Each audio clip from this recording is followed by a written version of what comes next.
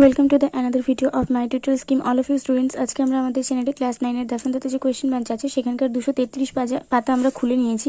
এই 233 পাতায় যে দ্য থার্ড শিপ পোয়েমের যে stanza-2 আছে সেটা আজকে আমরা সলভ করতে চলেছি। কারণ তোমাদের মধ্যে থেকে একজন ফ্রেন্ড রাজদীপ সাহা আমাকে কমেন্ট করেছে যে আমি যাতে তোমাদেরকে 233 পাতার এই যে দ্য থার্ড শিপ পোয়েম আছে এখানকার যে stanza-2 মানে প্যাসেজ 2 আমি যেন তোমাদেরকে সলভ করিয়ে দিই। তো সেই জন্য আমি আগে stanza-2টাই সলভ করাচ্ছি, stanza-1টা আমি তোমাদেরকে এর পরের পার্টে করিয়ে দেবো।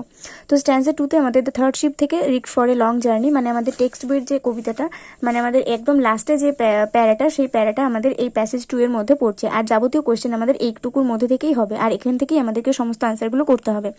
তো চলো, এই প্যাসেজটির উত্তরগুলো কিন্তু খুবই কঠিন, তাই তোমরা যদি ভিডিওটা স্কিপ না করে সম্পূর্ণ দেখো তাহলে কিন্তু তোমরা উত্তরগুলো বুঝতে পারবে না। সেই জন্য স্কিপ না করে সম্পূর্ণ উত্তরগুলো দেখতে থাকো এবং খাতায় নোট করতে থাকো।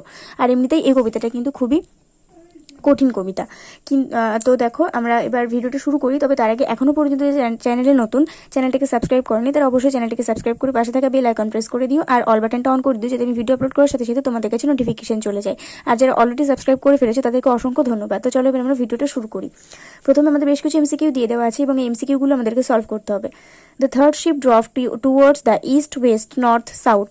তো আমরা কবিতা অনুসারে জানি যে থার্ড শিপ নর্থের দিকে গিয়েছিল। দ্য ডেক্স শোন clearly, brightly, darkly, frostily. তো frostily is the right answer আর এখানে টিক মারতে হবে। The northern sky rose high and black, light, white, bright, black. The sea was proud and cruel, unfruitful, unfriendly, happy, unfruitful. The other two ships came back from east and west, west and south, north and east, south and east, east and west. The sea became unforgiving, unfriendly, fair, friendly, unforgiving. The star was piling water, mist, fire, snow, fire. The third ship was rigged for a long rest, long journey, long suffering, long happiness, long journey. তো এখানে আমাদের MCQ complete হয়ে গেল। এবার আমরা এই যে কোয়েশ্চেনগুলো আছে এগুলো আমাদের 15টা ওয়ার্ডে উত্তর করতে হবে। তো এগুলোকে আমরা এবার সলভ করে নেব। তো এখানে দেখো, আমাদের ফার্স্ট কোয়েশ্চেন আছে, which direction was chosen by the third ship and how was the sea for it. কোন ডাইরেকশন ওই থার্ড শিপ চুজ করেছিল এবং এই মানে এই সমুদ্রটা ওই থার্ড শিপের জন্য কি রকম ছিল। তো আমরা এখানে আনসার হিসেবে লিখতে পারি, in the poem The North Ship written by Philip Larkin, the third ship had chosen the north direction for his journey and the sea was very darkening for it. উত্তর দিশাটা বেছে ছিল এবং সি খুবই অন্ধকারাচ্ছন্ন ছিল তার জন্য। তো আমি এখানে দেখো, এখান থেকে এতটা আমি আন্ডারলাইন করে দিয়েছি, কারণ তোমরা যারা এটার কারণ হয়তো তোমরা অনেকেই জানো, তবে যারা আজকে নতুন আমাদের চ্যানেলে এই ভিডিওটা দেখছো তাদের জন্য আমি আরেকবার বলে দিচ্ছি। এখান থেকে এই পর্যন্ত আমি আন্ডারলাইন এই কারণেই করেছি যে কারণ যখনই তোমরা দ্য থার্ড শিপ থেকে 1 মার্কের কোনো কোয়েশ্চেন লিখতে যাবে তখনই কিন্তু এখান থেকে এতটা পর্যন্ত আগে লিখে নেবে, মানে আগে কবিতার নাম এবং কবির নাম উল্লেখ করে নেবে। In the poem the north sheep written by Philip Larkin দিয়ে কমা দেবে। এখান থেকে এতটুকু কিন্তু আগে তোমাদেরকে উল্লেখ করতেই হবে, তারপর কমা দিয়ে তোমরা সেই প্রশ্নের মূল আনসারটা লেখা শুরু করবে। আর তোমরা যেটা আমাদের চ্যানেলের রেগুলার ভিউয়ার্স আছে তারা অবশ্যই জানো হয়তো যে আমি এখান থেকে এতটুকু তোমাদেরকে সবসময় প্রশ্নের উত্তরের প্রথমে লিখে নিতে বলি। তো চলো আমরা এবার সেকেন্ড কোয়েশ্চেনগুলো উত্তরগুলো দেখে নিই।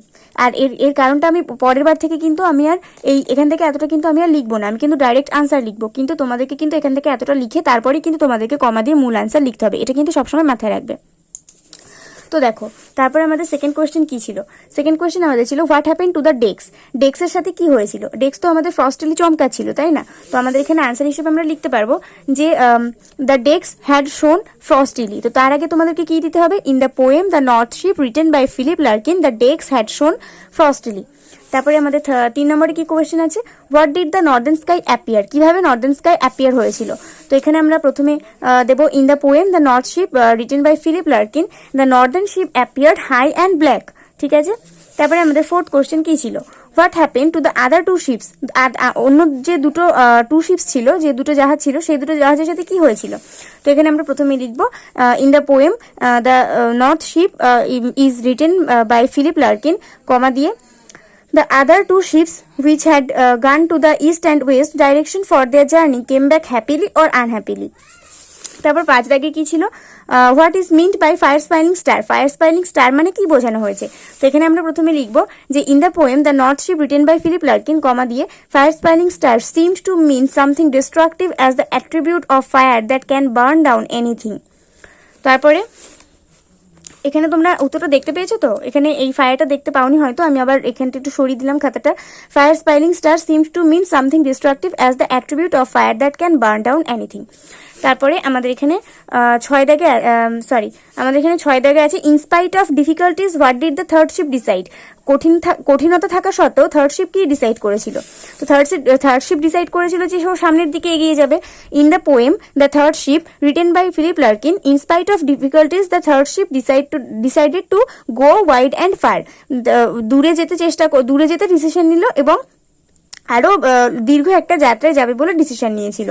তারপর আমাদের এখানে সি দাগে বেশ কিছু কোয়েশ্চেন আছে এবং এইগুলোকে আমাদেরকে 25 ওয়ার্ডসে আনসার করতে হবে, মানে 2 মার্কে। তো এই আনসারগুলো কিন্তু আমাদের অনেকটাই বড় হবে, যেহেতু the third ship is a very describable একটা, মানে খুবই একটা ডেসক্রাইবেবল একটা খুবই পোয়েম, মানে অতিরিক্ত বর্ণনা করতে হয়, নইলে তুমি কোনো আনসারই যথাযথভাবে বোঝাতে পারবে না এক্সামিনারকে, তাই না? তো আমাদের ফার্স্ট কোয়েশ্চেন আছে, what is the theme of the poem? পোয়েমের থিমটা আসলে কি, মানে এই কবিতার মূল সারবস্তুটা আসলে কি? তো এখানে দেখো আমরা লিখে নিয়েছি, Philip Larkin's poem, The North Ship, concerns the sailing of 3 ships. Each of the ships sailing by, এখানে কোটেশনের মধ্যে আছে দেখো, each of the ships go, এটা কিন্তু go sailing by past the speaker of the poem.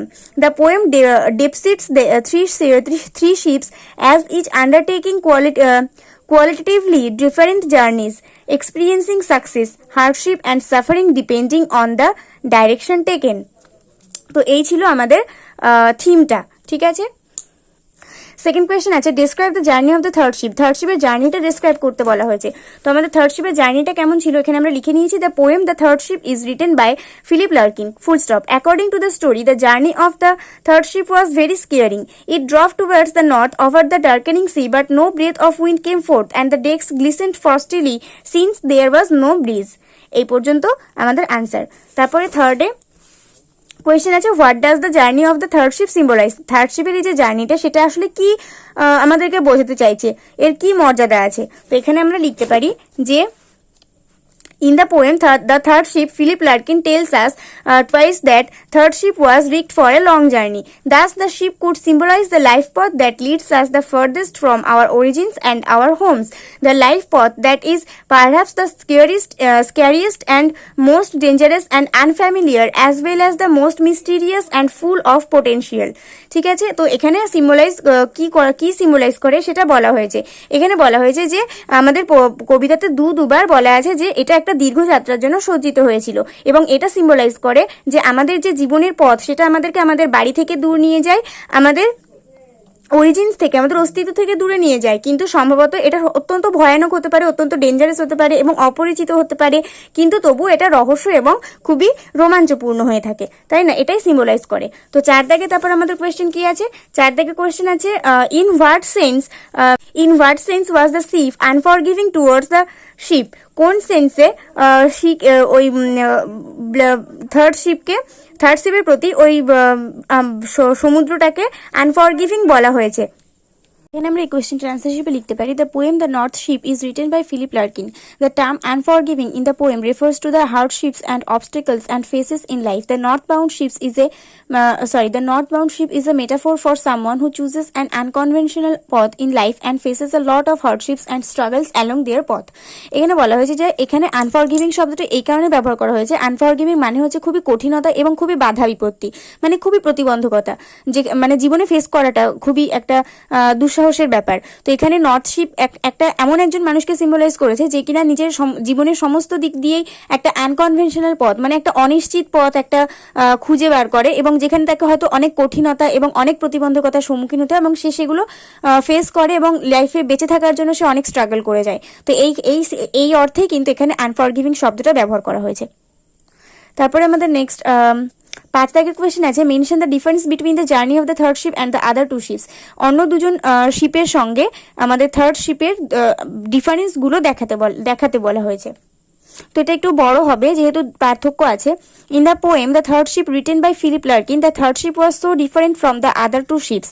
While the first and the second ship had chosen the east and the west direction, the third ship had chosen the north directions, and that's why the third ship is called the north ship. যখন অন্য দুজন sheep পশ্চিম এবং পূর্ব দিক বেঁচেছিল তখন কিন্তু third ship উত্তর দিক বেঁচেছিল, এই কারণে কিন্তু তাকে উত্তরে জাহাজ বলা হয়েছে কবিতাতে। The other 2 ships came back from the journey happily or unhappily, but the third ship sailed northward fighting obstacles in the sea. অন্য দুজন কিন্তু পূর্ব পশ্চিমে যারা গিয়েছিল তারা কিন্তু খুশিভাবে অথবা অখুশিভাবে ফিরে এসেছে, কিন্তু যে থার্ড শিপ ছিল সে কিন্তু সমুদ্রে তখনও বিভিন্ন প্রতিবন্ধকতার সঙ্গে লড়াই করে চলেছে।